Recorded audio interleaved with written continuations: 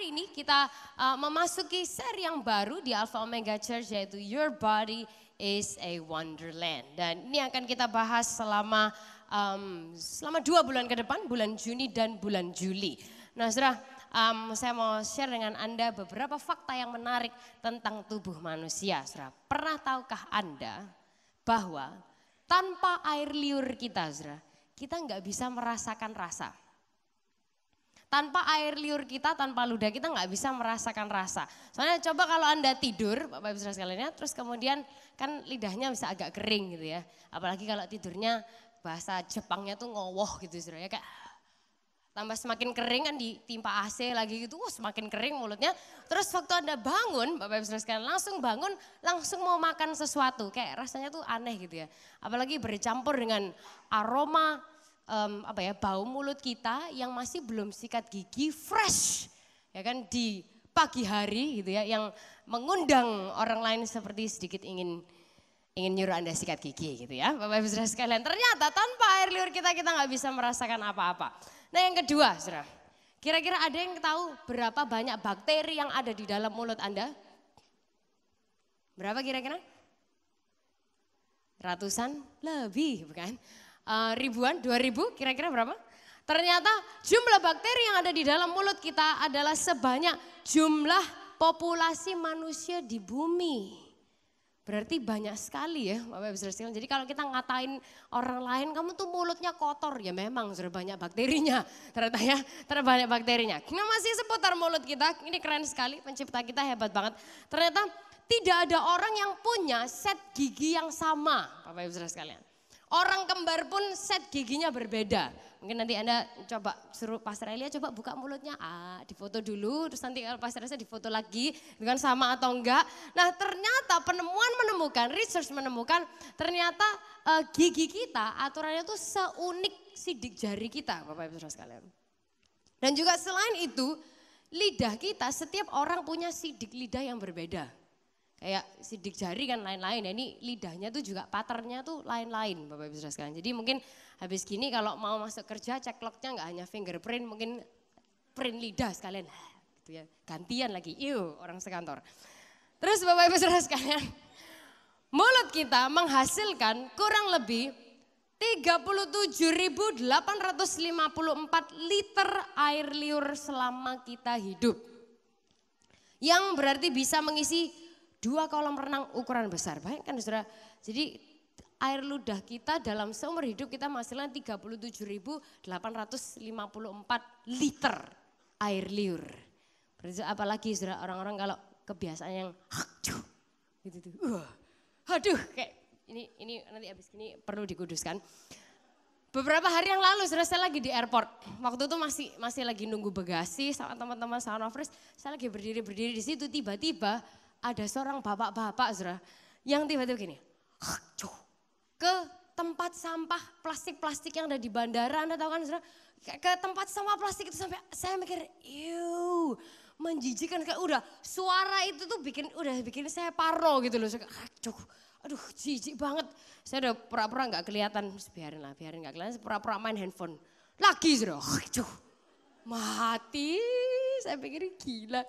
Terus saya kira, biarinlah sambil lihat yang lain, terus nunggu bagasi, sekali lagi dia, saya sampai Tuhan Yesus. Dosa apa tadi malam kayak gitu. Makanya hati-hati kalau Anda ada di bandara itu sudah nggak tahu apa aja yang ada di situ. Dan kalau Anda punya kebiasaan yang seperti itu, tolong bertobatlah karena kerajaan surga sudah dekat. Baiklah, sudah, jadi mungkin lain kali bisa di plastik kecil terus diukur mungkin ya berapa liter yang bisa kita kumpulkan. Nah ternyata fakta yang lain adalah ada kurang lebih 10.000 titik rasa dalam mulut kita yang semuanya ada di lidah. Jadi kita kalau bisa membedakan, ibu-ibu terutama yang pintar masak ya, oh ini ada palanya, oh ini kemangi, oh ini dan lain sebagainya, itu karena ada 10.000 titik rasa di lidah kita. Bagi Anda yang hobi berenang, katanya perlu menutup mulut waktu berenang. Karena pertama airnya bisa masuk sudah ya, dan gak enak. Yang kedua karena klorin itu menipiskan lapisan gigi kita. Jadi klorin yang digunakan di kolam renang tuh ternyata bisa menipiskan lapisan gigi Anda. Nah ini nggak tahu menurut dokter gigi benar atau enggak, tapi penelitian saya di Google mengatakan seperti itu. Nah ini yang berikutnya, setiap kali kita mengucapkan satu kata dibutuhkan 70 sampai 100 otot untuk mengucapkan satu kata saja. Ngomong satu kata itu sudah 70 sampai 100 otot yang bekerja. Nah saya nggak tahu dari tadi otot saya sudah bekerja berapa banyak. Mungkin habis gini Anda gini, oh aku mau kurus harus olahraga. Ototnya digerakkan, otot apa? Ngomong. Ya kan setiap hari Anda, oh kamu tuh makan jangan gini ya, ini lihatin kotor piringnya nggak dibersihkan. Kamu karena apa? Latihan otot, ya mungkin supaya kurus. Katanya kalau banyak ngomong rahangnya semakin kecil apa gimana, saya nggak tahu. Kalau Anda mau rahang kecil harus pergi ke Tanata Klinik. Di sebelahnya layar Wisata Bukit Mas, saya produknya. Anyways, gak dibayar saudara kayak gitu, sayang sekali. Katanya gini, gigi kita itu sudah terbentuk waktu sejak kita lahir. Sebenarnya sudah terbentuk waktu sejak kita lahir, saking gak keluar sampai bayi itu usia antara 6 sampai 12 bulan. Nah keren banget kenyataan tentang mulut kita. Nah boleh saya tanya pada pagi hari ini, Anda paling suka menggunakan mulut Anda untuk apa saudara? Kira-kira? Wah makan. Paling mantep, tadi pagi juga gitu, makan, kata gitu tuh paling enak saudara ya, baik buat sini, kadang kurang baik buat sini, ya kan? Seperti itu, luar biasa sekali kita suka makan, kita pakai buat ngomong, kita pakai buat ya, nyanyi tadi, kamar mandi, dimanapun. Nah dari fakta tentang mulut kita dan apa yang akan kita bahas hari ini, ada satu kalimat yang bisa membantu kita bersama-sama untuk memahami adalah ini. Mulut kita diciptakan dengan unik dan hebat. Tapi yang keluar dari mulut kita tidak kalah hebatnya. Boleh kita ucapkan bersama-sama kalimat ini dengan mulut kita, Bapak Ibu Saudara sekalian ya, supaya mulut kita juga bekerja hari ini. Oke, 1, 2, 3. Mulut kita diciptakan dengan unik dan hebat. Tapi yang keluar dari mulut kita tidak kalah hebatnya. Sekali lagi, 1, 2, 3. Mulut kita diciptakan dengan unik dan hebat. Tapi yang keluar dari mulut kita tidak kalah hebatnya. Nah apa sih maksudnya kalimat ini? Nah di Alkitab ada seorang penulis yang namanya Paulus. Dia pernah berbicara tentang hal yang berhubungan dengan mulut. Nah kita akan lihat bersama-sama di Efesus 4 ayat yang ke-29. Efesus 4 ayat 29. Efesus itu salah satu buku di Perjanjian Baru kita. Kalau itu membantu Anda. Setelah Galatia ada Efesus. Efesus 4 ayat 29. Kalau sudah menemukan boleh katakan yes. Yes, oke. Kita baca bersama-sama baik yang di atas dan yang di bawah menggunakan mulut kita bersama-sama pagi hari ini. 1, 2, 3. Janganlah ada perkataan kotor keluar dari mulutmu, tetapi pakailah perkataan yang baik untuk membangun di mana perlu, supaya mereka yang mendengarnya beroleh kasih karunia. Nah mulut kita diciptakan dengan unik dan hebat. Tapi yang keluar dari mulut kita itu tidak kalah hebatnya. Nah Bapak Ibu Saudara sekalian, dari apa yang Paulus jelaskan di ayat ini, ada dua hal yang bisa kita lihat bersama-sama, yaitu gini, hati kita dan dampak kita. Apa hubungannya nih Eliseba? Apa hubungannya? Karena gini saudara, hubungannya dengan kata-kata kita adalah hati itu sumbernya. Hati itu sumbernya kata-kata kita. Nah dampak kita itu adalah hasil dari kata-kata kita. Nah di Efesus 4 ayat 29 ayat itu tadi berkata janganlah ada perkataan kotor keluar dari mulutmu. Nah saudara di terjemahan asli dari kata-kata itu adalah sapros. Perkataan kotor itu artinya sapros. Kata-kata yang sama itu dipakai di kitab Injil yang lain di Lukas dan di Matius. Waktu Yesus menjelaskan tentang gini. Pohon yang baik gak mungkin mengeluarkan buah yang buruk. Demikian juga pohon yang buruk gak mungkin mengeluarkan buah yang baik. Nah sehingga bicara tentang literally perkataan kotor itu waktu itu dibandingkan, diandaikan dengan buah yang busuk. Nah kalau kita renungkan busuk itu apa sih? Busuk itu berarti gini, sudah melewati proses waktu, proses rusak dan membusuk. Nah biasanya itu terjadinya di sampah. Nah, Bapak Ibu Saudara sekalian sehingga gini, coba kita pikirkan kata-kata perkataan kotor itu diilustrasikan dengan buah busuk.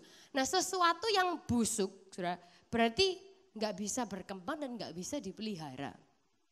Benar ya Bapak Ibu Saudara, sudah busuk, sudah nggak bisa diapa-apakan lagi. Buah yang busuk dia tidak akan berkembang dan kita semua nggak ada yang mau pelihara buah busuk. Demikian juga kata-kata yang busuk yang tidak membangun, tidak memajukan, tidak menolong, itu nggak berguna, nggak bisa dipakai dan nggak ada baiknya.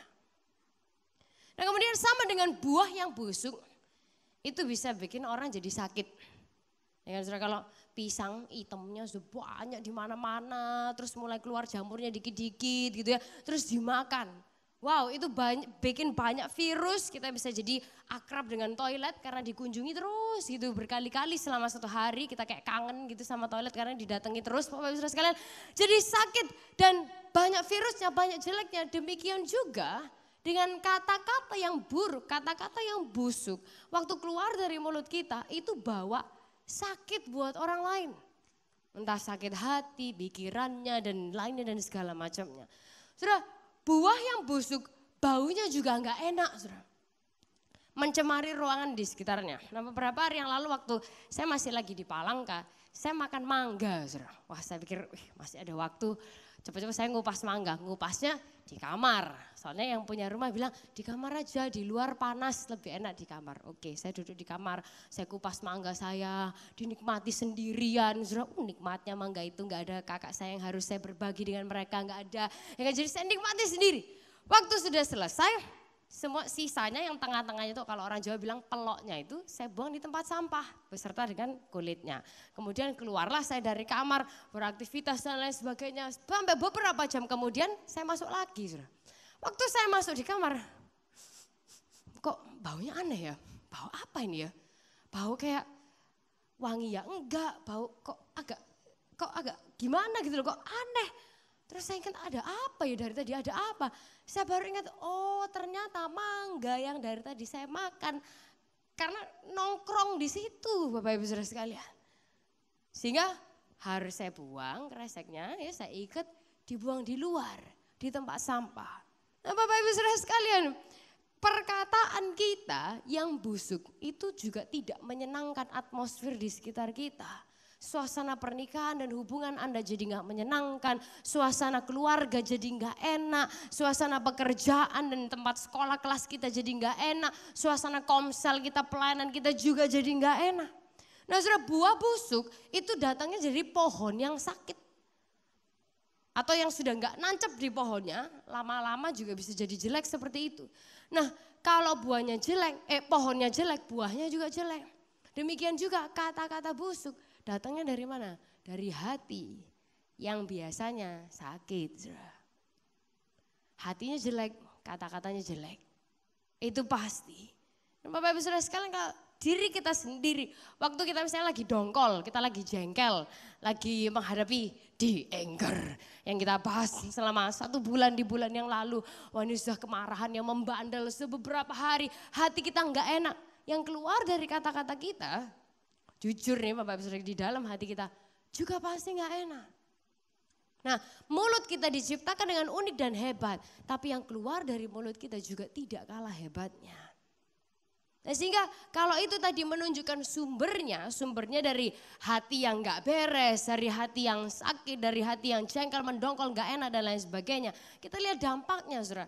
Kembali ke Efesus 4 ayat 29, ayat itu berkata janganlah ada perkataan kotor keluar dari mulutmu, tetapi pakailah perkataan yang baik untuk membangun di mana perlu, supaya mereka yang mendengarnya beroleh, apa Bapak Ibu Saudara sekalian? Beroleh kasih karunia. Supaya mereka yang mendengarnya beroleh kasih karunia. Yang Paulus ajak kita semua untuk pikirkan adalah gini, kata-kata kita mendatangkan kasih karunia untuk yang mendengarkan atau enggak? Kata-kata kita mendatangkan kasih karunia untuk yang mendengarkan atau enggak? Karena mulut kita ini yang kecil ini sangat-sangat powerful sekali. Punya kuasa untuk membangun atau menghancurkan. Untuk menguatkan atau membunuh dan mematikan bahkan. Nah Efesus 4 ayat yang ke-28. Paulus mencatat seperti ini ayat yang sebelumnya tadi. Orang yang mencuri janganlah ia mencuri lagi. Tetapi baiklah ia bekerja keras dan melakukan pekerjaan yang baik dengan tangannya sendiri supaya ia dapat membagikan sesuatu kepada orang yang berkekurangan. Nah Bapak Ibu Saudara sekalian, kita perlu tahu bahwa gini, hanya karena seseorang berhenti mencuri bukan berarti dia adalah orang Kristen dan murid Kristus. Menurut saya banyak orang yang gak mencuri tapi juga bukan murid Kristus. Hanya karena kita kerja jujur bukan berarti kita Kristen. Nah lantas apa maksudnya ayat ini menyatakan kasih karunia Yesus dan lain sebagainya. Saudara, ayat 29 Paulus menjelaskannya. Berhenti ngomong kotor gak selalu berarti orang Kristen. Ya kan, kata-kata baik juga gak selalu orang Kristen. Walaupun kita lancar ngomong shalom dan puji Tuhan, gak selalu bahwa kita adalah murid Kristus. Tapi kita yang adalah murid Kristus akan selalu bertanya gini, mulut kita mendatangkan kasih karunia untuk orang yang mendengarkannya atau enggak? Ibaratkan saudara, ada dua rumah yang bertetangga, berdampingan. Yang dihidupi oleh sepasang suami istri. Di rumah tangga yang pertama, istrinya setiap kali lihat suaminya bantu, angkat sampah lah, bawakan barang lah, apalah, walaupun kecil, kora-kora lah, ini segala macam. Oh makasih loh ya Pi, aduh thank you loh ya, kamu aduh repot-repot, oh dielus sedikit, oh ditepuk pundaknya, oh thank you loh ya. Oh di depan kawan-kawan dibanggakan, ya suamiku ya bantulah ya, walaupun sedikit-sedikit, tapi dia juga tetap bantu dan lain sebagainya. Di rumah yang kedua, istrinya rajin latihan otot, Bapak Ibu Saudara sekalian. Ya kan, dia rajin latihan otot mulutnya maksudnya. Ya kan 70 sampai 100 otot dia gunakan dan itu dikali beribu-ribu kata. Ya kan? Istri selalu ngomel dan dia selalu bilang, "Aduh, orang laki itu kerjanya itu bukan cuma cari uang, tapi kamu tuh juga harus perhatian sama keluarga. Coba kamu lihat, kamu tuh enggak pernah bantu aku, kamu tuh enggak pernah gini dan lain sebagainya." Karena dia hobi olahraga, Saudara. Mungkin dia pikir kali aja semakin banyak ngomong semakin kurus. Mungkin saudara ya, saya nggak tahu. Nah saudara, dari dua kondisi ini, kira-kira rumah tangga mana yang suaminya akan semakin sering membantu? Pasti yang pertama. Karena apa? Karena di-encourage, disemangati.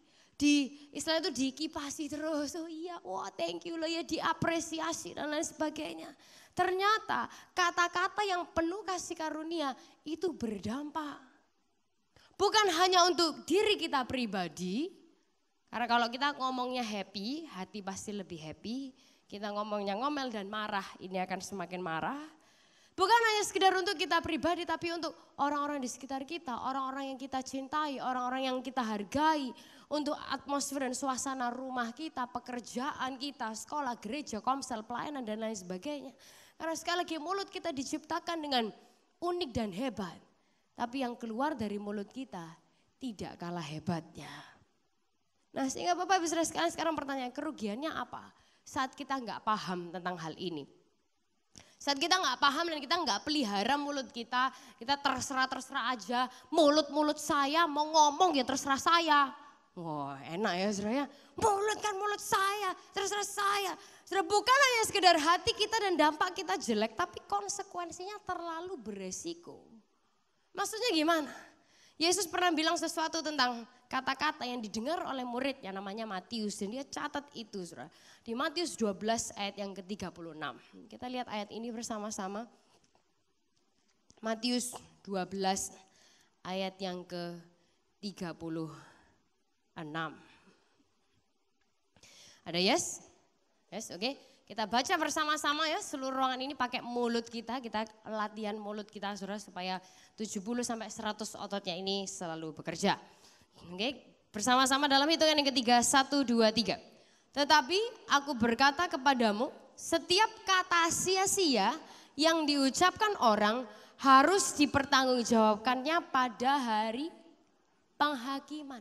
Setiap kata, Bapak Ibu Saudara sekalian, dan setiap kata sia-sia yang diucapkan orang harus dipertanggungjawabkannya pada hari penghakiman. Loh aku kan cuman gosip-gosip santai lah, gak apa-apa lah. Ternyata itu juga harus dipertanggungjawabkan di hari penghakiman. Oh aku cuman bullying ya dikit-dikit lah, sekarang kan lagi ngetren toh bully-bully. Dia juga kan mentalnya udah baja lah, dibully dia gak masalah kok. Ternyata itu juga harus dipertanggungjawabkan pada hari penghakiman, Bapak Ibu Saudara sekalian. Setiap kata. Dan saya yakin Matius nggak salah dengar dan karena dia mencatat apa yang Yesus katakan, setiap kata-kata sia-sia harus dipertanggungjawabkan pada hari penghakiman. Terutama kalau kita orang Surabaya dan Jawa Timur yang kosakatanya banyak, saudara. Ya kan? Baik entah itu mengacu kepada kepala, kepada gaya rambut yang gundul, ya kan maksudnya oh ndasmu, gundulmu dan itu dan lain sebagainya kayak macam mantep gitu loh. Sebenarnya kalau ngomong kan orang Surabaya apalagi penuh penekanan gitu kan, jadi biar ngomong tuh luwego, ya kan luwego itu grammar bahasa Surabaya yang baik dan benar, ya kan jadi aku harus ngomong dulu, tak lampiaskan dulu, biar aku tuh lega, terus enak gitu loh, plong hatiku.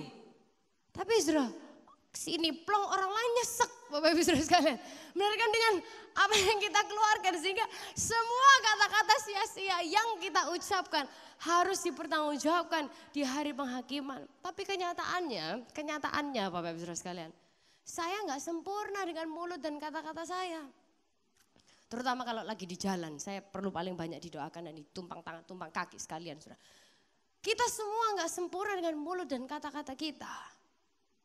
Apalagi banyak orang yang bikin kesel ya kan, kita belajar nanti anger, Tuhan aku berusaha untuk mematikannya, aku berusaha untuk naik tangga di atas emosionalku tapi Tuhan kadang itu susah.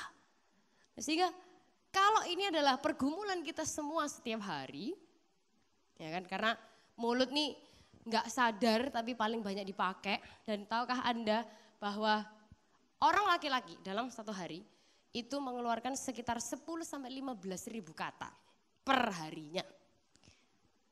Wanita, saudara, karena kita ini kan double portion gitu saudara ya, kayak lipat kali ganda gitu loh. Jadi kalau wanita itu 2 kali lipatnya. Jadi kalau Anda punya istri atau anak perempuan yang ngomongnya banyak, jangan kaget saudara, itu memang dari biologis dan psikologis memang kayak gitu. Jadi 2 kali lipatnya antara 20 ribu sampai 30 ribu kata satu hari. Dan segitu banyaknya kata-kata, pasti kata-kata kita bisa salah. Nah sehingga apa yang bisa kita lakukan? Apa yang bisa kita lakukan? Waktu kita keluar dari tempat ini, lihat orang di jalan bikin jengkel. Atau kita makan siang sama keluarga gitu, aduh kayak gitu sudah gak tahan kayaknya. Kayak mulut itu sudah kalau nggak nyerot nggak ngomong tuh nggak tahan gitu ya Bapak Ibu. Atau besok waktu kita di kantor ngelihat pegawai yang kayak gitu lagi, atau di sekolah ngelihat temen yang kayak gitu lagi, atau di minggu depan di whatever kapanpun, apa yang bisa kita lakukan supaya kita makin baik dengan kata-kata dan mulut kita. Ini yang bisa kita lakukan. Satu hal aja, satu hal. Hari ini satu hal. Ini yang bisa kita lakukan. Libatkan Tuhan dalam perkataan kita sehari-hari. Kita ucapkan bersama-sama, 1, 2, 3. Libatkan Tuhan dalam perkataan kita sehari-hari. Libatkan Tuhan dalam perkataan kita sehari-hari. Jadi apapun yang kita katakan, apapun yang kita ucapkan, libatkan Tuhan. Sehingga waktu kita mau ngomong kosakata bahasa Surabaya yang paling ampuh itu, yang ya Anda tahu lah beberapa udah senyum-senyum, libatkan Tuhan saudara. Langsung kita kayak, oh iya rodok sungkan ya kalau disertai Tuhan Yesus ngomong itu gitu. Kayak rasanya kayak kurang enak ya, gimana ya gitu ya. Terus itu mau ngatain orang, libatkan Tuhan saudara. Supaya akhirnya Tuhan membuat kita berubah pikiran. Ya kan? Nah apa yang Paulus catat di ayat ini, Efesus 4 ayat 22 sampai yang ke 23. Paulus mencatat seperti ini.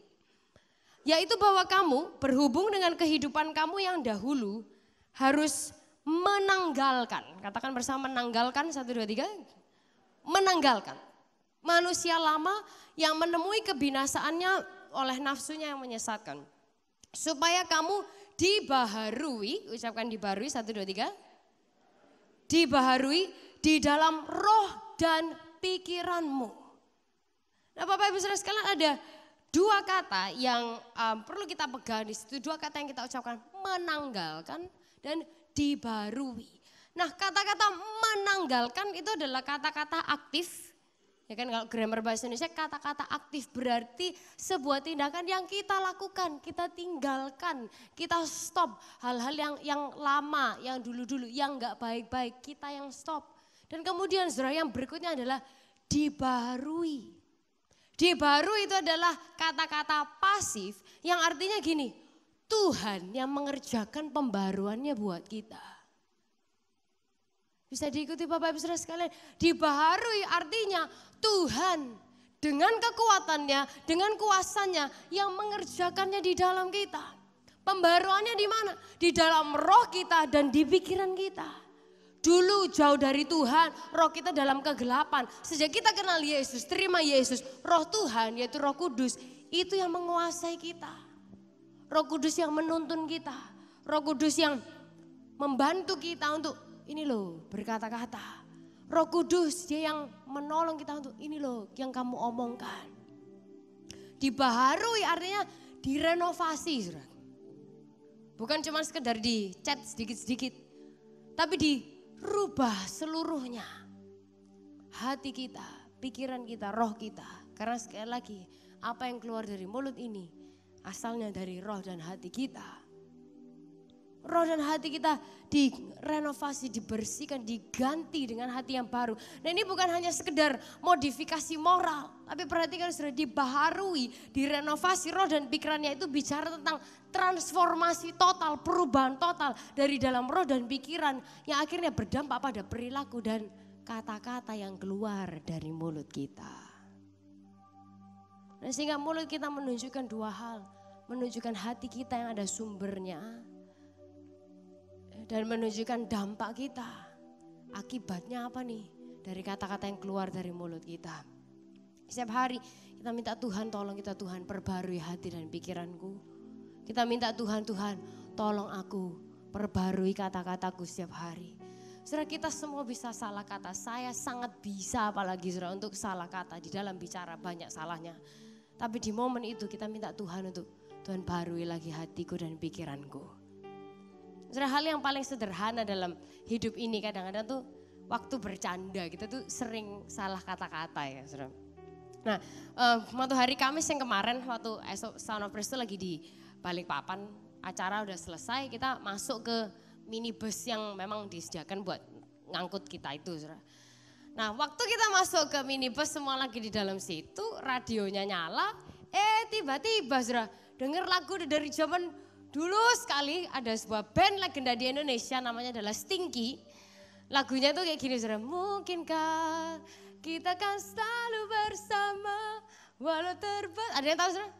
Jarak antara. Tahu ya ternyata. Padahal kan saya masih angkatan muda gitu loh ya. Karena pengetahuan saya luas aja gitu loh saudara. Bukan karena usia. Nah waktu kita dengar lagu itu kita ketawa keras-keras karena lagu ini padahal udah lama ya kok masih ada ya boh. Kita semua ketawa-ketawa saudara. Terus habis itu lagunya muter terus kita nyanyi bareng-bareng. Mungkinkah kita kan selalu sambil ketawa-ketawa ngakak-ngakak. Walau terbentang jarak antara kita. Pastor Elia nyawa saudara haleluya. Padahal kita lagi Insta story Bapak Ibu saudara sekalian. Bagus. Terus Pastor Elia ngomong kamu tuh loh ngawur. Kok ngomong kayak gitu? Terus dia baru sadar ya mungkin karena dia selalu melibatkan Tuhan dalam setiap kata-katanya. Jadi apapun Stinky jadi praise and worship luar biasa ya kan pendeta saudara. Jadi di momen itu tapi terus dia sadar iya ya kita nih bercanda ngomong terus jadi kelewatan juga gak baik. Dan di momen itu Bapak Ibu saudara sekalian kira kami semua saya rasa kita semua juga harus sadar oh ya Tuhan. Keceplosan lagi Tuhan, melibatkan Tuhan lagi Tuhan. Barui lagi hati kami, pikiran kami, roh kami dan kata-kata kita. Dan bahkan Bapak Ibu saudara sekalian kalau kita baca Efesus 4 dengan lebih jelas. Di sini Paulus tuh bicara tentang perbedaan karunia-karunia yang Tuhan berikan. Karunia jadi rasul, nabi, pemberita Injil, gembala, pengajar. Yang semuanya ini berhubungan dengan kata-kata dan mulut. Artinya ketika Tuhan menolong kita membarui hati dan pikiran kita, kata-kata kita. Kata-kata kita ini mendatangkan kasih karunia untuk orang yang mendengarkannya. Saudara, keluarga kita dengar kasih karunia dari apa yang kita ucapkan.